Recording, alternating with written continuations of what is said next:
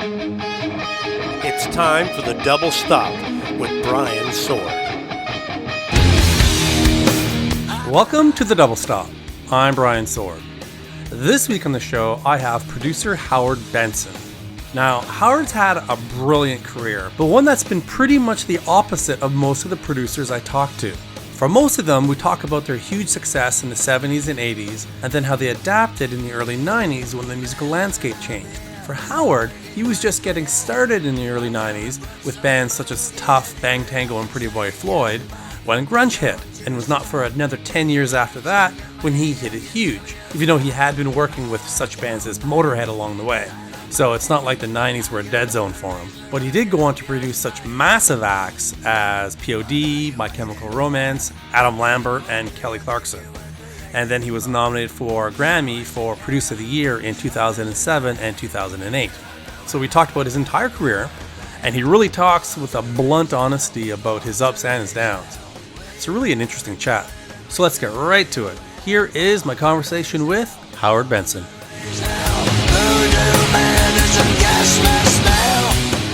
Well, I'm from Philadelphia, and I grew up there for until I was like 22 years old. I went to Drexel University, and I graduated with an engineering degree, not a music degree, but an actual aerospace engineering degree. And I was, kind of like really into engineering. When I came out to California, I worked at Garrett Air Research on C-5s and F-18s, and I was a leading edge SLA actuation system expert, and I did a lot of turbine wheels and things. So I was always doing two things at once. I was a musician. My mom was a music teacher, and I grew up in a band, playing in bands, and I played in disco bands down the shore in New Jersey. And so I was leading it's kind of like almost a double life, or during the day I'd be a student at school, and then in the evenings I went to Drexel. I actually took a year off from Drexel and went to a music school called Philadelphia College of Performing Arts, and I took theory and composition. But I came back to Drexel, got my degree. In fact, I have still a really good relationship with Drexel. I got back involved as an alumni, and I've donated a lot of money to their students. They actually didn't have a music business program when I was there. They were strictly a real engineering business school, very highly rated school. But in the years since I've been there, they started a music business program. So I came back and actually give back a lot to the program. And I teach classes, and I have an endowment there where, I give money to underprivileged kids and all that. So I'm a very big Philly, even though I've been out in California for most of my life now, I'm the homer for Philly. I still follow the Eagles. I still give back. I go back to the Eagles games. My family all lives there, my extended family. So my kids who were brought up in California still follow, Philadelphia sports teams. And so we're very, when you're from Philly, you're from Philly. And, it's sort of a lot like Jim Cramer on, Mad Money, or, Matthews on CNN. Those guys are all, Philly guys. And they all, we all, live by that. So, when I came back to California, I was very lucky. Worked as an aerospace engineer for 4 years. And then I quit my job and started to do music full time. And it didn't happen out of the blue. I was always making demos.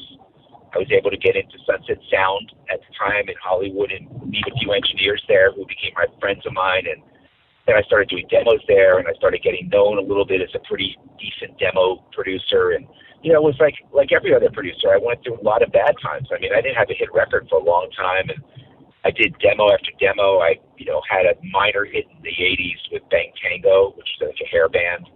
And I did a lot of hair bands like Pretty Boy Floyd and Little Caesar and bands like that.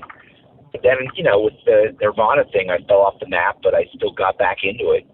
Got a job at Giant Records, got a job at Elektra Records, kept hammering. I literally kept at it. I probably it took me 15 years to have my first hit record.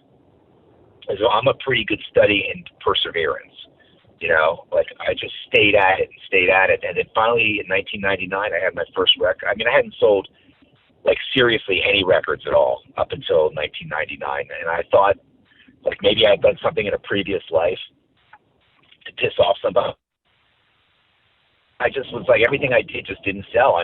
But little things, I was failing a lot and I wasn't selling, I was developing my own craft, and it's something I tell a lot of my students now, that I teach, and even my kids. It's like, don't underestimate the value of failing, and you got to persevere through the failures, because that's kind of how you learn how to be good.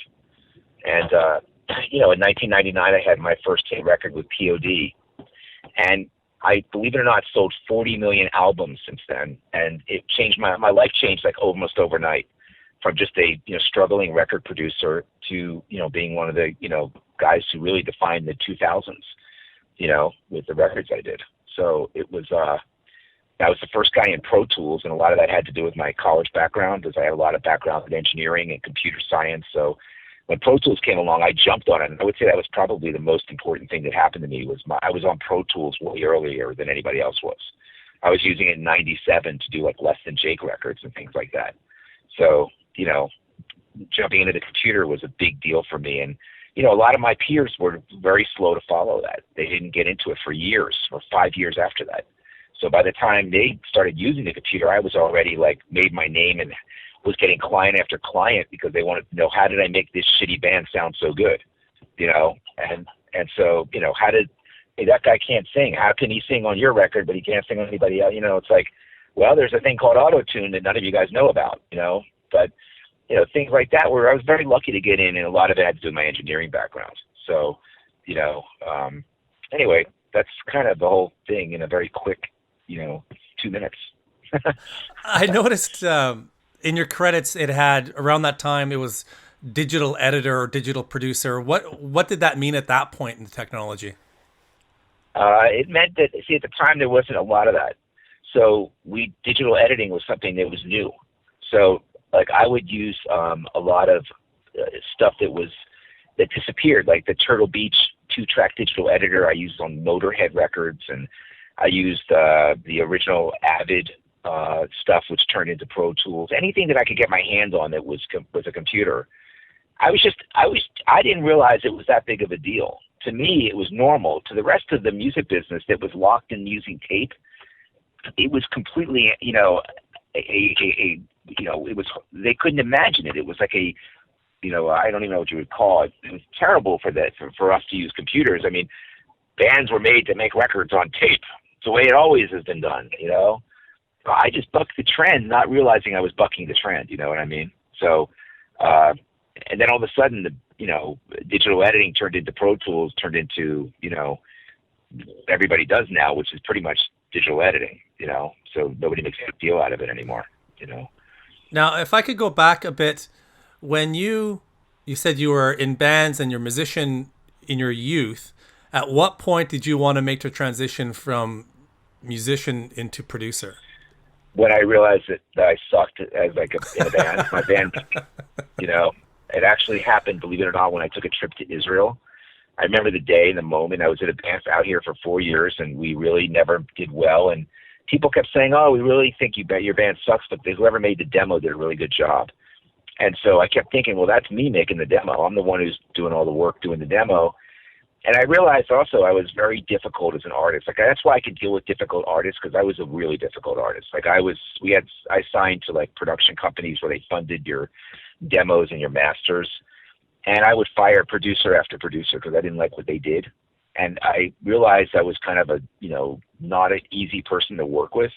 And then I thought, you know what? The best thing for me to do is be a producer, because then I can tell them what to do, and I don't have to be at the whim of my lead singer, or some other producer. I just wanted to be in charge. I mean, it was just sort of in my nature to be like that person, and I didn't know it until that job popped out of nowhere. And then I realized, oh, wow, that's a really good job.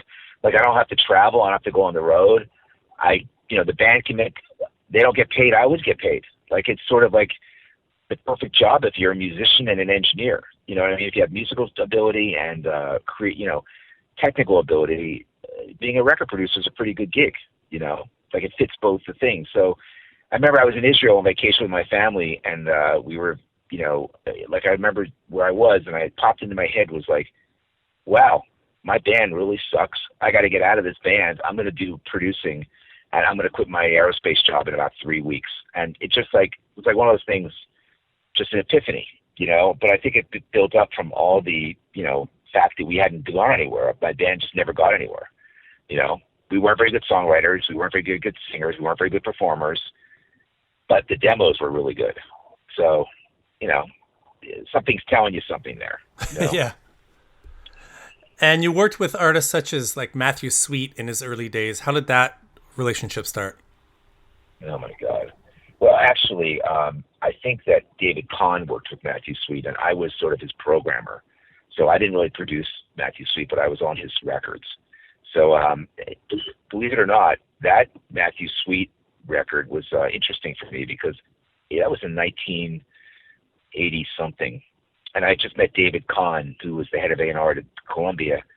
I had been literally not quit my job 3 months before that. So I really had no idea what I was doing, except that I was good at the computer. And at that time, MIDI had come out. So it wasn't Pro Tools, but it was MIDI.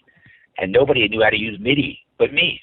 And I was the only guy in town that knew how to use MIDI really quickly. And I worked for him and for Al McKay from Earth, Wind & Fire. So they would hire me to come in and arrange their songs in the computer. But, with MIDI, it wasn't like we're talking about Pro Tools now. It was using musical notes that are used, musical impulses that are created through the MIDI. It's a different way of doing it. So at the time, it was revolutionary, and the producers bought into it. The producers were like, oh, we'll bring Howard in. He can arrange our songs. We don't need a band. We can use a drum machine, a Linn drum machine, and we can use these 3 keyboards, and we can make a song. So that's kind of how it worked. And you'd mentioned Bang Tango. Well, that was your first major label producer gig, correct? Well, it was my third. I think I did a band called the Slammin' Watusis before them. And I think I did a guy named Tom Caulfield and a few other minor things for small labels. But that was the first thing that really counted. That was the time when all the hair bands were really big.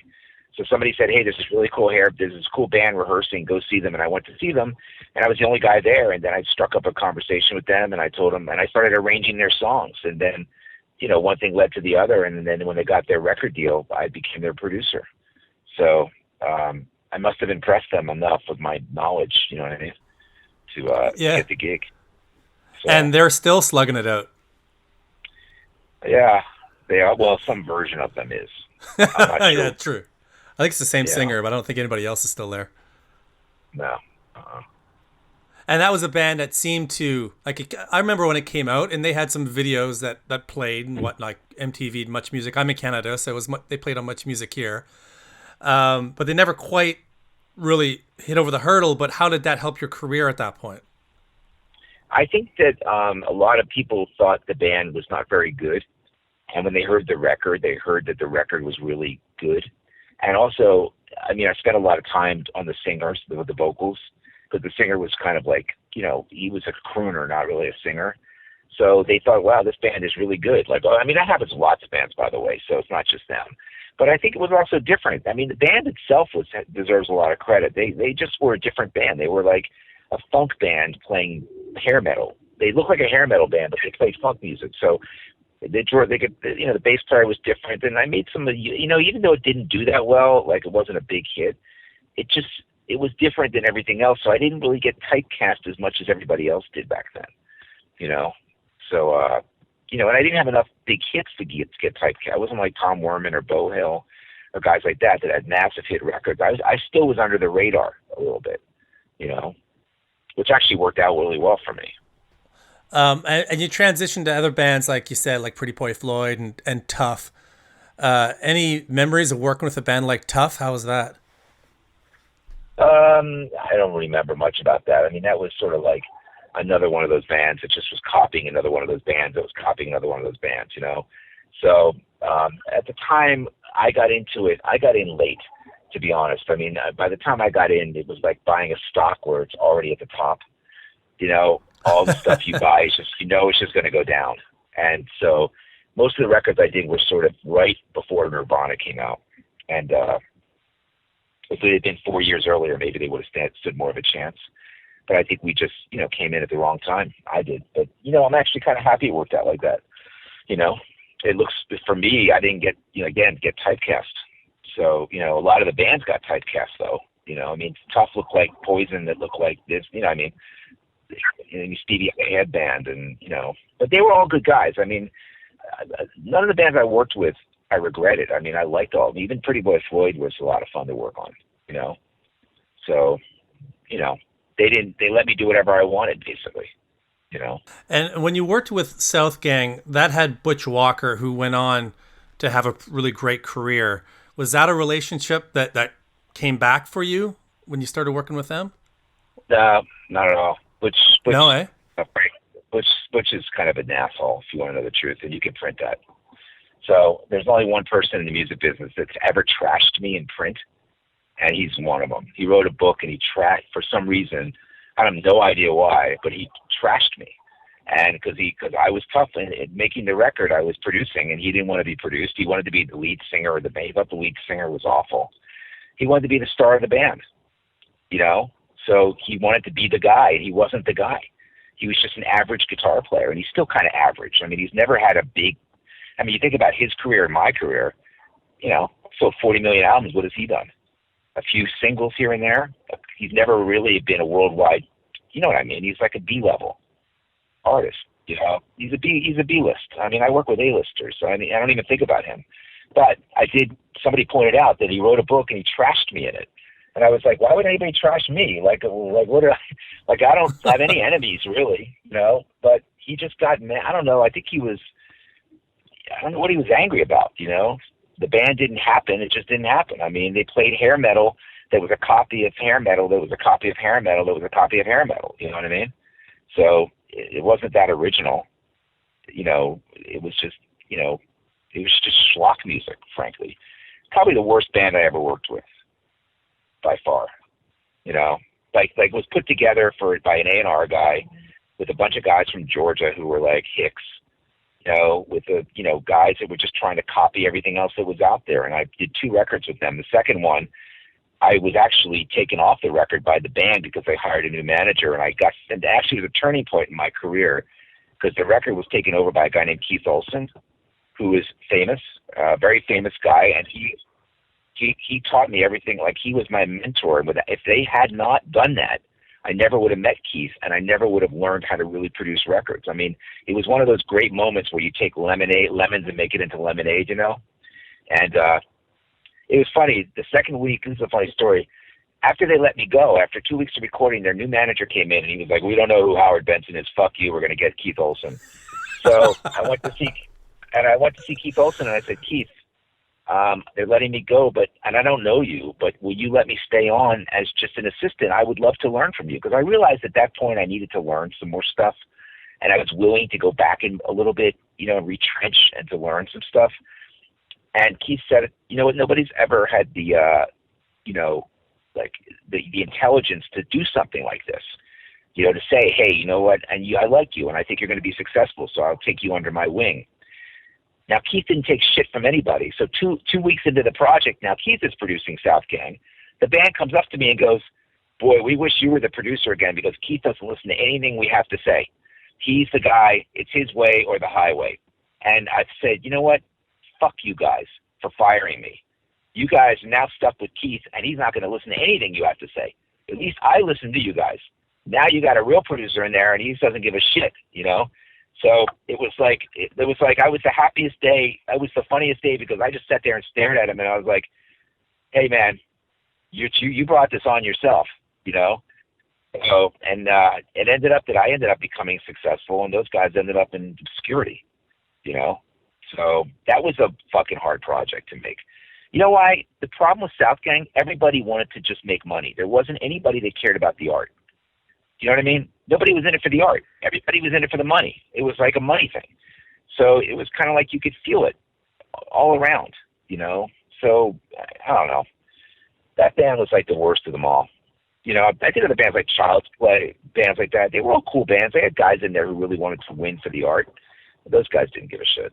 You know, Butch was probably the worst of them all. All he wanted to do was to be around stars. He was like a star fucker, you know? That was all he cared about, was being like a star. So, you know, that kind of shit, that's why Nirvana came along and blew them all out, you know? But that's not why they were in it, you know? So, it was like the emperor has no clothes, you know what I mean? All of a sudden those bands, it was like people were walking around going, oh, they all suck, So that's, that's kind of what happened. And it all went fast, It all went fast, and then for you seem to resurface with Motorhead, which is a band that'll kind of go through any trend. It'll keep on powering through. Motorhead was incredibly important to me, and I still thank Lemmy and his manager, Todd Singerman, to this day. I thank them for literally rescuing my career, because by doing Motorhead, it reinvigorated my cool factor, and I started getting projects, and it took me a long time to recover from that. So from the time I did my last hairband record, which was like 92, to my first hit record, which was 99, it took me almost 7 years to get out of that whole hairband thing, and just to get known as a different kind of producer. It's hard, man, when things fall apart like that, but you know what? You stick to it. And you survive the 90s and you grind away, working with, I think, is it fair to say, a lot more heavier bands? Yeah, I worked with whoever would hire me. I didn't even really think about it. It was like, I wasn't that kind of person that really said, oh, I have to do this kind of band, I have to do that kind of band. I just worked on bands. I mean, nobody, people ask me that question all the time. Oh, you do Kelly Clarkson, and then you'll turn around and do 3 Days Grace, and turn around and do Rascal Flatts. And to me, it's all the same. It's all about good songs and great performances. I mean, the rest of it is whatever, but the songs rule. It's all about the songs, and that's something you learn the hard way. And once you figure that out, the rest of it falls into place, And what was your big hit in the end of the 90s, early 2000s? P.O.D.'s Fundamental Elements of Southtown. Yeah, how did that change things for you? Like holding on to a fucking rocket ship. All of a sudden I had nothing in the bank. My wife and I were struggling to raise the kids. We didn't know where the future was. And then all of a sudden I have a gold record, then a platinum record, then the next record does 3 million, then Hoobastank comes out and does 2 million, then Skindred comes out and does 500,000, and Cold goes to 500,000, and then Papa Roach does 2 million, and Flyleaf does 2 million. It's like, what the fuck? And then Daughtry goes 5 million, and then Kelly does 1 million, and it's like, I felt like an ATM machine. I just couldn't, nothing I touched wouldn't sell. It was weird. It was like I kept thinking, what the hell's going on? I couldn't sell a record if I had given them away, and now all of a sudden I'm on every chart there is. I was nominated for I had the biggest selling record of 2006 with Daughtry. I was on every chart. I was, the second best producer in 2006 as far as hit records. Nominated for Producer of the Year twice. I mean, this is seriously 7 years. 2005 is 6 years after me wondering what my future was going to be. And it just showed that all the work paid off. You know what I mean? I was ready. I was ready for the moment, and the moment came with P.O.D. I realized I was producing the wrong kinds of bands. I was picking the wrong artists. I was doing things that I was seeing it the wrong way. Then when I started seeing it the right way, all of a sudden it just started to explode. So, but that's like that with a lot of people, man.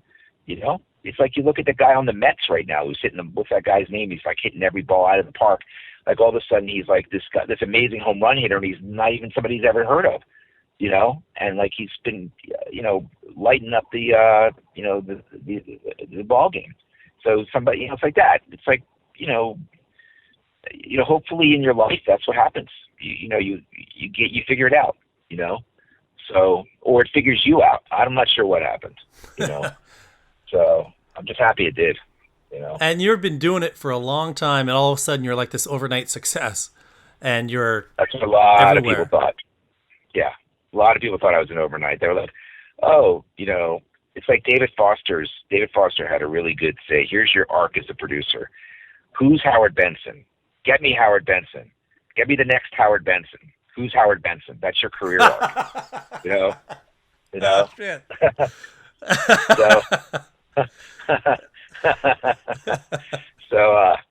Yeah, I was a long time in the Who's Howard Benson line, and all of a sudden was Get Me Howard Benson. I was like, who's that? He must be somebody new. It's like, no, I'm not somebody new. I've been but that's how you found it. It's like that with everybody in our business. Katy Perry, people think she came out of the blue. She worked her ass off to get to where she is, and a lot of these artists have been dropped multiple times, Lady Gaga, and lots of artists. So they, you just got to persevere. There's one record I really want to ask you about, which is AM Radio, and I want to ask you about that because I've interviewed Rowan Robertson, and I know he played on that record. I was just wondering what your experience is working with him. Rowan's awesome. Awesome. Rowan is like a pleasure to work with. He's like a great guitar player, and he's got a great attitude. He's just one of those guys that should have been in a bigger band, Like he's one of those guys that should have been in big bands. He just, I don't know why he wasn't, but he's just great. And that band was like a signing I did to Elektra, and frankly, I shouldn't have signed them because Rivers Phoenix managed them. Rivers Cuomo managed them, and Rivers was just not into managing them. He just wasn't his first thing, and we signed the band, we gave him all this money, and Rivers disappeared to Korea to watch the World Cup games for a year. So it's like, we got screwed a little bit, So it just was a bit of a, on my end. That's why I stopped doing A&R. I wasn't I'd be frankly not a good A&R guy. I don't have the patience to like investigate these bands. I don't have the patience to, spend 6 months living with a band and making sure they're real, and the managers, you know what I mean? I just don't have it. Yeah. You hear the songs, and that's what you hear? For me, yeah. Uh-huh. Yeah. That'll work as a producer, but perhaps not as an A&R guy. Yeah, you got it. That's exactly the problem. As an A&R guy, you're signing these guys, and you're living with them. You know what I mean? Like you signed on for the long run. So,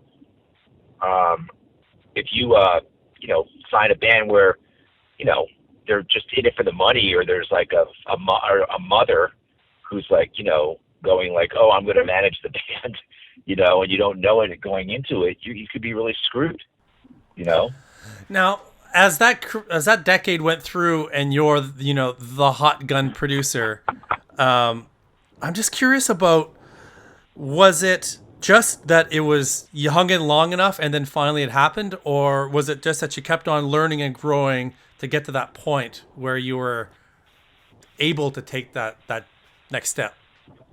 I think a lot of it was the fact that I was the first guy, like I said earlier, on the computer. I think that once I just developed my Pro Tools ability, I think that put me, and I didn't know it as much as everybody else. I didn't really know that was a game changer at the time. I just knew that I was the only guy doing it. In fact, it hurt me for a while. A lot of people were like, oh, we're never going to work with you because you're on the computer and we want to go on tape.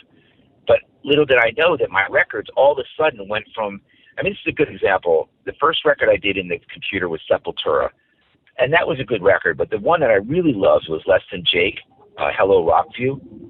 And it's a little known fact that that's one of the first rock records ever done in Pro Tools.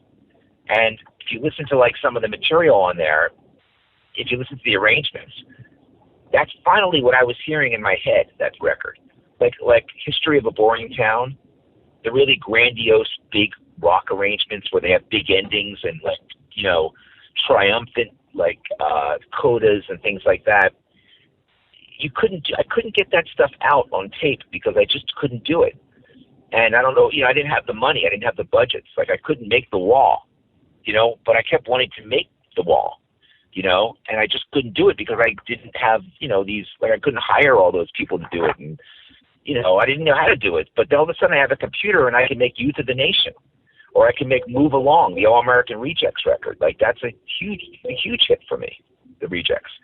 And it was like those big endings, those big records with those big sort of like, important, arrangements. Those were things I always heard in my head, but I could never get out. And then all of a sudden the computer came along and I was like, I can do this. And I don't need to spend a lot of money doing it, So, that was a big change, was the computer. I think that was really, and I just happened to be the first guy in it. I was the first guy in the pool, So, yeah. And I was ready too. I was ready. My temperament had calmed down a little bit. I became more sort of like, after working with guys like Keith Olsen and people like that, it's like you learn your craft. It's hard. Let me tell you something, man. This is hard business. You look at a lot of record producers. Look what happened to Red One. Red One came in, had one hit, and disappeared. You know, I mean, that's the normal way that music producers, you know, that's their normal career arc. Is they come in, they have one or two singles, and they're gone. You know, so most producers, like, you know, I know a lot of my friends have had maybe one or two hit records, and that's all they've had. You know, I've had like 20 or 30. You know, so I think there's a lot. I think I just got on a roll, and I defined the sound of something in the 2000s with the pretty sort of guitar sound I had, and the big arrangements and all that kind of stuff. And people bought into it, and in some ways, it hurt me, because then what happens is you end up becoming exactly what you fear, which is you keep making copies of your own record. You know, so I feel like some of the records I made, you know, maybe at the tail end of all this stuff were maybe, you know, if I wanted to, I could say, well, let's just make these records different. But the artists want to be what you know what I mean? They hire you for your sound. You know what I mean? That's what they hire you for. So I don't know. I mean, you know, rap music has taken such a dramatic turn even since I had all my hits that, you know, it's almost like I find myself sometimes in that same position of having to reinvent myself, which I have, you know. And I remember Tom Werman and Bo Hill and those guys, and that's why I have reinvented myself. I'm doing bands like, you know, Hunter Hunted now, and the Heydays, and still doing my rock bands, but I have like new, you know, modern bands and things that are, you know, I brought in a bunch of 20-year-olds to work at my studio to liven things up. I have a new set of programmers, a new set of engineers, you know, like I built my own studio. Like I like a lot of my friends folded the tent and they left the music business because they couldn't get any more work. I just invested more in myself, you know? So, you know, and it paid off because I've been busy as hell the last few years, you know? So it's sort of like you have to keep changing. That's the thing. You got to keep changing. You may be a little late to the game once in a while, but you can't get down on yourself. You know, you just have to, you know, every business is hard. Look at BlackBerry, you know? They were the king of the world for a long time, and then they didn't adjust, you know? Apple could happen to Apple. You know, nobody knows. Every business has an arc, you know, and that's why in the music business, I always say to my guys, when you have a run of hit records, take the money and put it in a silo and forget it, because you may never have that run again. You may have that run one time in your whole life. You know, you have to look at yourself as a professional athlete. You're going to get signed, you're going to play, and you're going to have a big run for maybe 5 to 10 years, and then you're out. And that's it. You're never coming back. And most of us don't come back, you know? So the smart thing is to make your money, invest it in stocks and bonds and real estate, and, you know, keep working. But if you think you're going to have, if I think I'm going to sell 40 million records again, I'm out of my mind, especially in this business. Who's going to sell 40 million records? Who's going to sell 4 million records, you know? I mean, I got in right under the wire before the whole thing fell to shit, you know? I mean, now, what, one record went platinum last year? One? Yeah, it's insane. It's crazy. So, I mean, you know, I had a platinum record in 2012 with Skillet, but I think that was one of the last rock platinum records there was, actually, you know? So, you know, I think that to be realistic, it's a different business now, you know? Really different. I wouldn't want to be a producer right now, that's for sure. You know, coming up through the ranks, I think it's really difficult to make money. You have to be a songwriter and a producer. Yeah, know? I think so. So it's a different game. So now, when anyway. you said you were fighting your own sound, how did you try to reinvent yourself in terms of the sounds you created? What do you mean? Or was it simply looking for different types of bands? Was it that simple? Well, it's mostly that. Yeah, frankly, people always say to me, how did you stay current for so long? It's just the bands you pick, you know, the artists you pick. They're the ones who are current, not you. I mean, it's kind of like that's a very weird concept to me, is that we're supposed to be current. What's really supposed to be current are the artists, and we make sure we let them make the record they want to make instead of imposing our own, you know, stuff on them. So it's kind of like a trade-off a little bit. You do want to have your sound and put it on your artist. You also have to let them breathe, you know, and have their sound. So there's, you know, you want to make a commercial record, but you also got to make sure you don't destroy the artist, what makes them unique, you know. So there's a lot that goes into it, you know.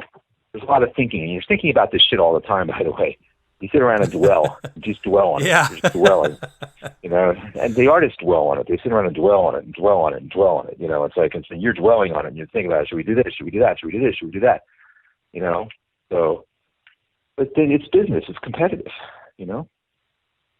I mean, you know, that's what makes it hard to do, you know. Now, the concept of opening up your own studio, was that a way of kind of keeping your freedom a little bit? You're not looking for gigs. You have a place to record where people are coming to you. Yeah, and it's also a place that I can have my new set of guys, not new, but, you know, young guys I bring in here and there to work with me. It's a way for them to develop their talent too, you know. Like, I have a bunch of co-op students from Drexel that turned into my full-time guys, and they are guys who, you know, have been with me now for 2 or 3 years, and they, you know, they're like in their early 20s where I used to be, and, you know, I give them places to do I say to them, look, you can do whatever you want while I'm not working. I want you to develop talent, bring in artists, do whatever you have to do to, you know, move forward in your life, you know, and don't worry about me. You know, I'm there, you know, just the fact that they're in there is good for me, you know. So, you know, yeah, I couldn't do that at a studio I was renting because, I mean, you know, they're going to charge you, you know, for that stuff. So it's really like a no-win situation to have that. In fact, every producer has to have their own studio now. That's pretty much the way it works, you know, if you really want to be competitive. Just as we come to the finish line, in terms of modern recording now, you have your own studio, but records aren't selling, budgets are dropping. Is that still viable and for the long term, you think? Yeah, because, I mean, well, okay, if you want to get really technical, and I guess you do, the way I look at the recording studio is real estate. I look at it a lot like Walmart looks at their properties, or McDonald's or something. If you're buying the property, you're hoping the real estate investment is part and parcel of the income, right? So I bought my studio 3 years ago, literally at the bottom of the market in 2012. And it's probably been a better real estate investment. I've made more money on the real estate than I have on the studio. You know, the studio doesn't earn that. The fact that the studio breaks even, that's all I care about.